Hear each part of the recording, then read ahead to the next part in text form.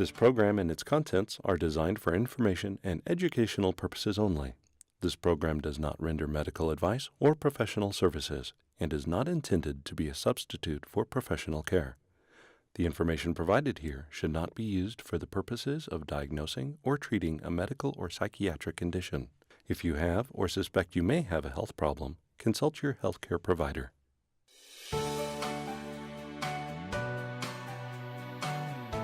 Hi, welcome back to Positive Momentum TV. I'm Diane Silva, and again today we have Chris Silva.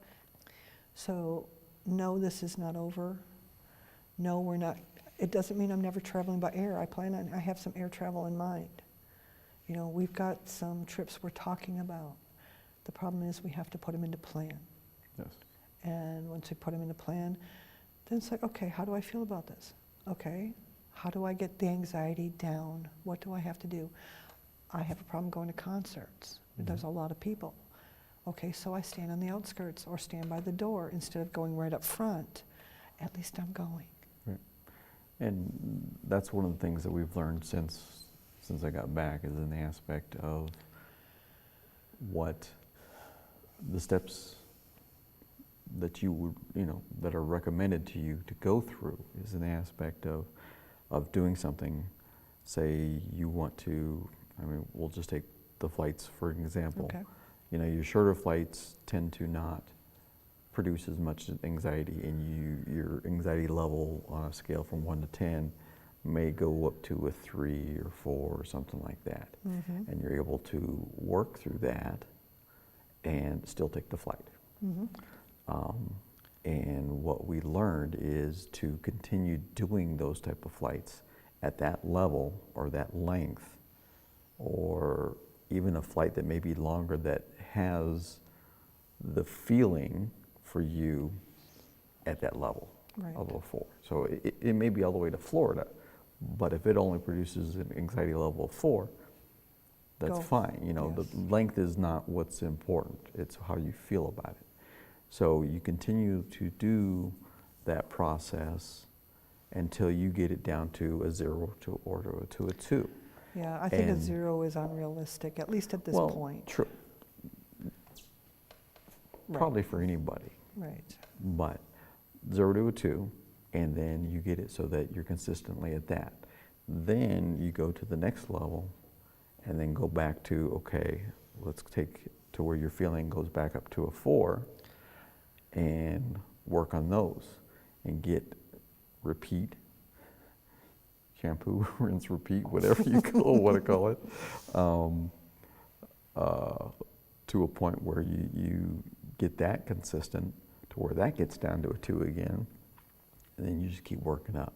And what we've learned is that only with going through each of those steps and building the consistency, the routine, that you will be able to take longer flights if you choose. Right. Yeah, 'cause one of the things I kind of did set myself up with this Hawaii thing. We knew we were going 7 months out. Hmm? I did not start taking action to prepare myself for 2 months out. Hmm? Even at 7 months, we might not have had enough time. 7 months probably wouldn't have been enough time, not for that But long of a I flight. set and this is not a shame thing, this is an actual, real Realization. realization. It's just kind of, I was ill prepared. 2 months is not enough time to get ready for that kind of a trip. It may not have even been enough time to prepare for a 45-minute flight. Depends on the anxiety. sure. Okay, so what we're trying to say is, if you want to do, work through your anxiety, make sure you're prepared. Get yourself the professional help, as you feel you need it. Get support groups. We actually have a support group. You can contact our website. We have resources we can point you to. We know we can help you out there too. Chris is good on the support side. I'm good on the anxiety side. I've also done the support side, and Chris has also had some anxiety side. All we're trying to say is find people to get in your corner. People who make sure you have a full toolbox. Mm-hmm. And more than one person, because as we pointed out, that one person can get really tired because they're exhausted. It's not that they're tired of you. It's just, it's emotionally exhausting. But it also may not be even related to the situation Right. of the anxiety moment, Right. because they may be dealing with something else, work, whatever. Or family. Or But they that have a may, life that may too. be impacting how they're able to help you. Right. And, you know, it can't, and I know when we're in those anxious moments, it is all about us. Mhm. It's not, we're not being, oh my God, it's all about me, prideful. It's all about me, I'm trying to survive. I'm trying to figure out a way to make this work because I feel like basically it's kind of like, I'm going to go back to these dark moments I was having before we actually took the, you know, we're supposed to get on the plane, is I kept getting drawn into a dark place. And in the dark place is kind of like going to the electric chair, death row, okay, you know, yeah, okay, we all know we're going to die someday. Well, now I have a date. You know, it's like, oh my God. So for 7 months, I'm fine. Okay, I'm just going to pretend it's not happening, pretend it's not happening, pretend it's not happening, so I can cope. All of a sudden, it's like, bam, there it is. It's like that date's coming, and I'm not prepared for it. Am I really going to die that day? Mhm. You know, and I don't even know if death was the biggest fear. Sometimes the biggest fear is, oh my God, what happens if I have an anxiety attack? What happens if I get bored? What happens if I need to stretch, or if I get a cramp, or something health goal? And all these what ifs, and back to time traveling. You had said that somebody had asked a question. Everybody asked the same question. You want to ask the question? Sure. One of the things in your preparation towards to taking the trip Mm-hmm. is where you got medication, and which would help the anxiety part. And several people have asked me, is like, why didn't she just take some medication to help her? And that answer is? The answer is I have the same problem with medication as I have on flying. I am anxiety-inducing medication. I don't know how it's going to affect me. I don't know how it's going to impact me. Some medications I do take. It took me a very long time to get to the point where I'm taking the full dose. I had to do a controlled increase. I do have one medication that I have taken before, but I was told by one other doctor to be careful with that medication with another medication that I take. So I just got to, that's what rolled around my head. Yes, we talked to a pharmacist, and the pharmacist said it's fine, but that's not what I hear. Mm-hmm. This anxiety thing you get stuck in a loop. So I have been on an aircraft where I have had a pill in my hand, and my nails at that time were pretty long. And I mean, I had indented marks from where I was squeezing this pill versus the terror I was going through being on this aircraft. And all it was because we were circling. And I had this vision of just kind of hanging there. I'm like, really? And there's this logic that, we can know the what's and the whys, the science behind it all, and it's great, but that's not where it's about. It's about the why. It's that inner, the amygdala, the fear, the reptile brain, the monkey brain, whatever, where we're dealing with, well, there's an emotion. There's this 2-year-old having a temper tantrum or freaking out. There's a monster under the bed. There's something. And although nobody else sees this monster, I see it. Mm. And I can't get away from the monster. You look like you got something to say about that. No, I'm just, part of it is in the aspect of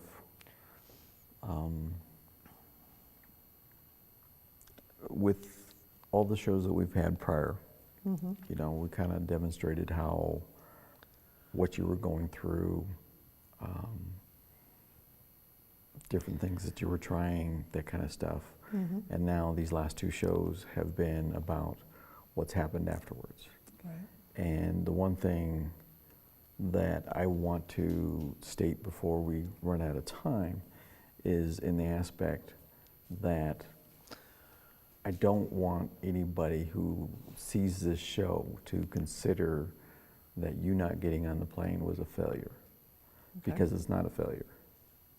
It is something where it didn't happen, but at the same time, what we've talked about in these shows, these last 2 shows, is the fact that there have been changes and there have been realizations that are very positive in our relationship, in how you're going to address anxiety.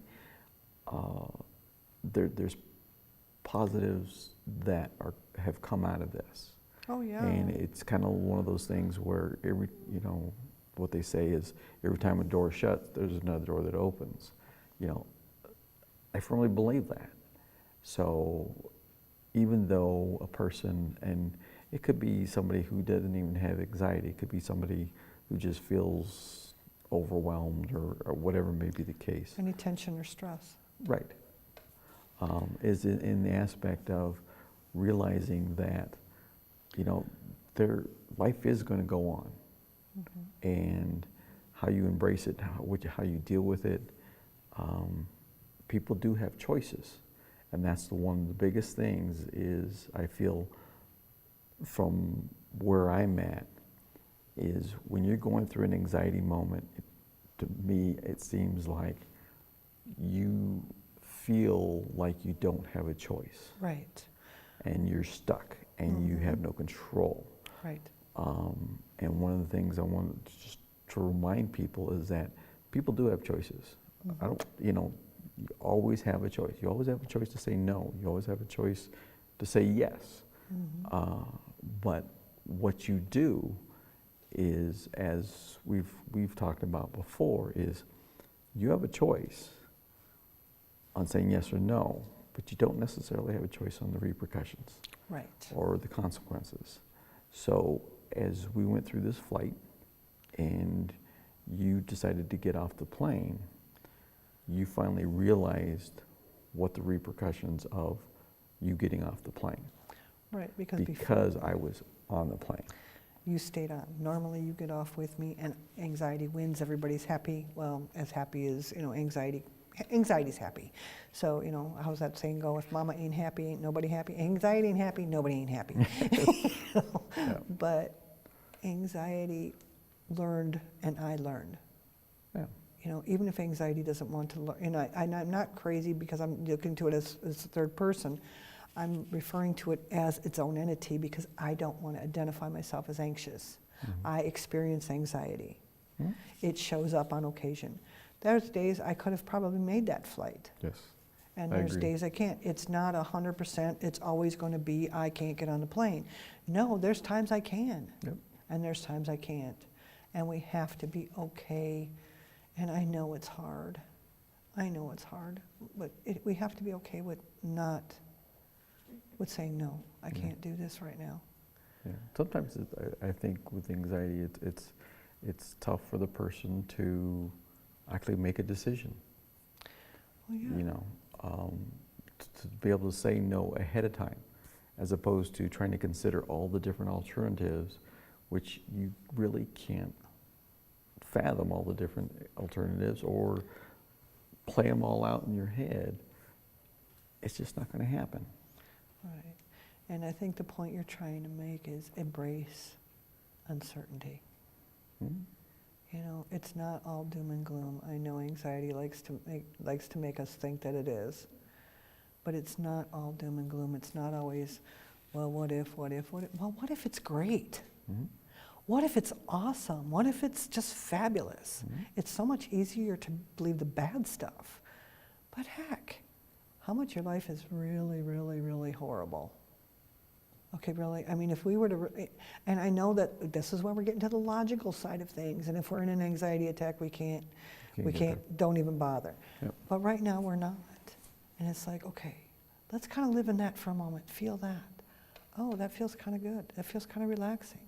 Oh, this could work. Okay, hold on to that for a minute. And the next time we run into, oh, I don't think I can do it. Okay, step back for a second. Get yourself to the point, it's like, okay, I got to reduce this stress just a little bit. Okay, now what if it's great? But it's hard to remind yourself to do that. And that would be one of the things that I think people overall have a tendency to focus on the negative when better outcomes can happen if you focus on the positive.